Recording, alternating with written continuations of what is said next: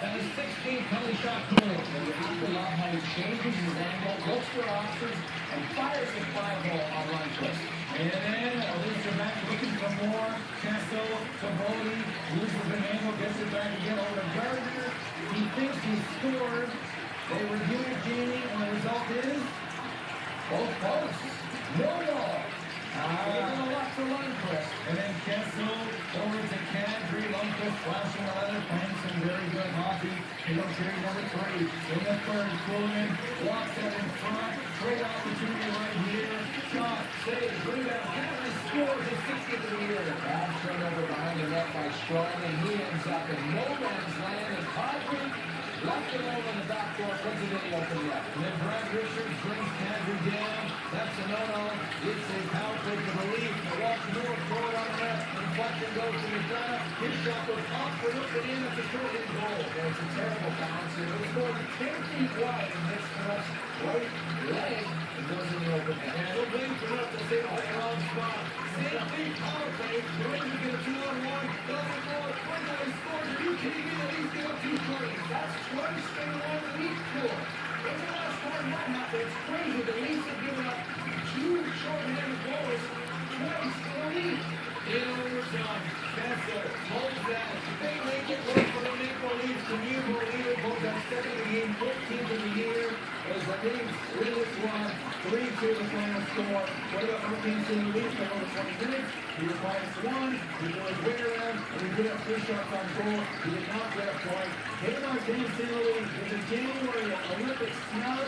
Leafs are traded from Tampa to the Rangers. On the occasion,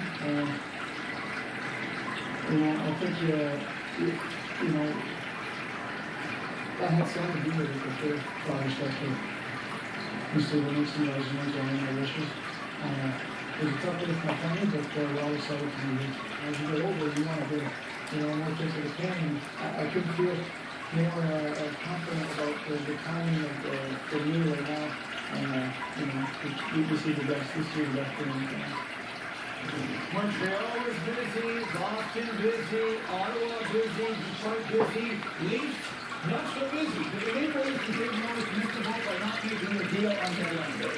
Cool, they're third place in the division. They're in good shape. We're not going to give up on young kids just to make a deal at the deadline to make everyone happy. If Dick Rose wanted to maybe move a Morgan Rider and Jake Gardner, he probably could have had Baker, but at what cost? You're not going to mess with the chemistry of this team. This team has fired a little game this season with this personnel from Dick Rose. He's going to stick to points, allow these young guys to gain valuable experience up there.